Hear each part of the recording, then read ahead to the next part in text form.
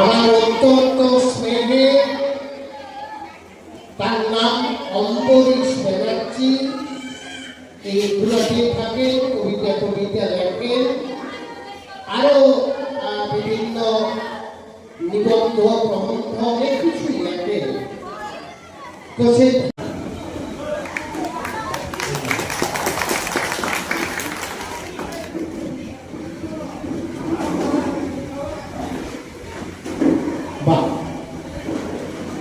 অম্বরীশ ব্যানার্জি আপনারা অনেকেই চিনেন, যে কাব্যগ্রন্থটি লিখেছেন সময়ের দীর্ঘশ্বাস, তার নাম। এটা সম্পাদনা করেছেন হরিহর গায়েন, শব্দের হরিহর গায়েন এবং শব্দের সৌমেন সেন। ওনাদের ঐকান্তিক প্রচেষ্টায়, সম্পাদনায় অম্বরীশ, আমার অত্যন্ত স্নেহের অম্বরীশ আমাকে এই কাব্যগ্রন্থটি হাতে তুলে দিলেন।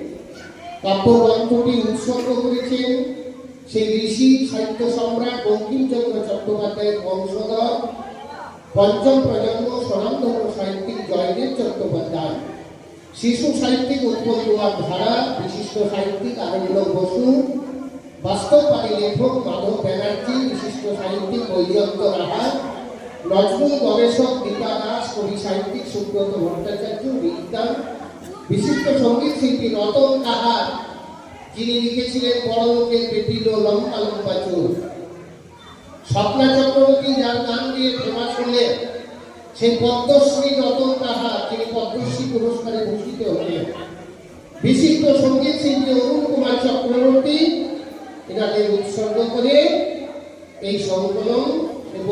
আমি আপ্লুত, আমি অভিভূত হলাম এবং এই লেখা এখন চলতে থাকুক।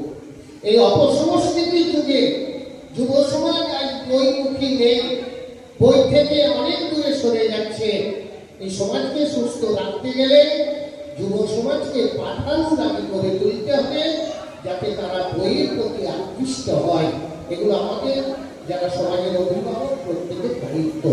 আপনারা নিজে নিজে বাড়িতে চেষ্টা করবেন ছেলে মেয়েকে বইমুখী করা। আমি অভিযোগ